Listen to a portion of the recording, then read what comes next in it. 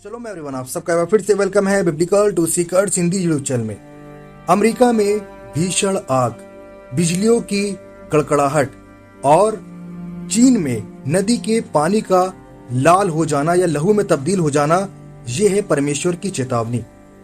आज से 2000 साल पहले संत पतरस अपने लोगों को पत्र लिखते हैं और वो आज के वक्त मतलब जिस दौर में हम जी रहे हैं उसके विषय में भविष्यवाणी करते हैं और अपने लोगों को सचेत करते हैं। संत पतरस अपने पत्री में लिखते हैं, परंतु प्रभु का दिन चोर की नाई आ जाएगा। उस दिन आकाश बड़ी हड़हड़ाहट के शब्द से जाता रहेगा। कैलिफोर्निया में जो बिजलियां कड़की, बहुत ज्यादा कड़की, लोग कांप उठे।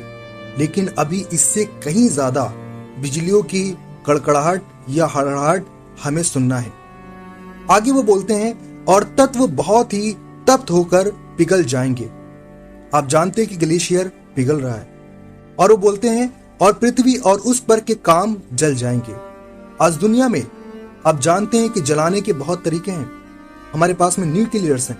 हम किसी भी देश में अगर हमला कर दे तो वो देश पूरा जल जाएगा।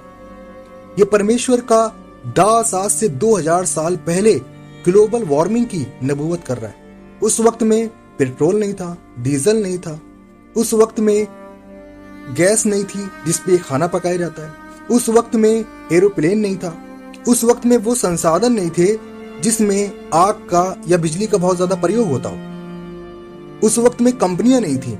लेकिन उस व्यक्ति को, ट्रू विजनरी को परमेश्वर ने बताया था कि क्या होगा, वक्त के साथ में किस तरह से दुनिया तब्दील होगी, चेंज होगी।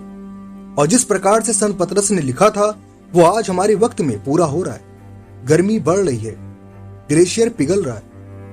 आप में से हर एक पढ़े लिखे व्यक्ति ने ग्लेशियर के पिघलने के विषय में बहुत पढ़ा होगा। बहुत से लेख भी आप लोगों ने लिखे होंगे उसके ऊपर अपने 10वीं या 12वीं की क्लास में।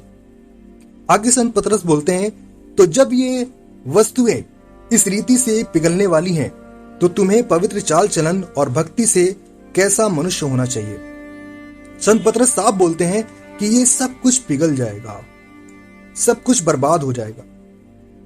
आज प्राकृतिक तौर पर समुंदर बढ़ रहा है क्योंकि बर्फ पिघल रही है, गर्मी बढ़ रही है, ग्लोबल वार्मिंग की वजह से तब्दीली आ रही है मौसमों में।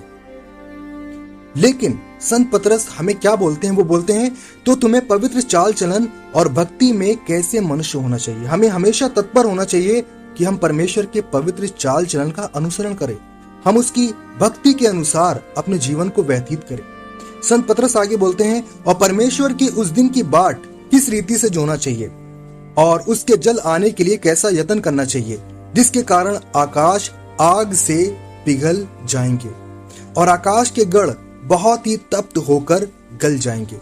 संत पतरस, उस वक्त में न्यूक्लियर नहीं है, उस वक्त में बम नहीं है, उस वक्त में वैसे संसाधन नहीं है जो आज के वक्त में है, लेकिन वो परमेश्वर की आत्मा से, उसकी रूहाक से प्रेरित होकर के इन सब बातों को लिख रहा है। आगे वो बोलते हैं, पर उसकी प्रतिज्ञा के अनुसार हम एक नए आकाश और नई पृथ्वी की आस देखते हैं जिनमें धार्मिकता वास करेगी।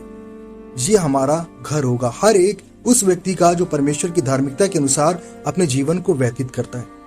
योएल नबी नबूवत में बोलते हैं, जब हम योएल नबी की पुस्तक 2 अध्याय की 30वीं आयत को पढ़ते तो वो बोलते हैं, और मैं आकाश में और पृथ्वी पर चमत्कार अर्थात लहू और आग और धुएं के खंबे दिखाऊंगा।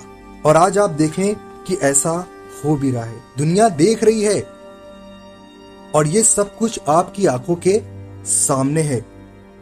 पृथ्वी पर उन्होंने चमत्कार के विषय में बोला था और लहू और आग और धुएं के खंबे जो हैं वो पृथ्वी पर दिखाई पड़ेंगे। सिर्फ इस्राएल में नहीं, जहां वो रहते थे उस सरजमी पे नहीं, बल्कि पूरी दुनिया इसको देखेगी। और आज हम देख रहे हैं यूट्यूब या टेलीविजन के माध्यम से, आज हम पूरी तरह से ये देख सकते हैं कि कहां पर क्या तबाहियां हो रही हैं।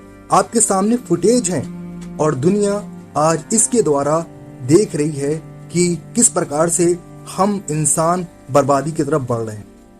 परमेश्वर के पवित्र चाल चलन का अनुसरण करें, उसकी भक्ति में हमेशा तत्पर रहें। आप सबको अब्राहम, इसहाक, इसराइल, इब्राहीम आशीष दे, परमेश्वर की चेतावनी को समझे और मन फिराए। आप सबको शलोम।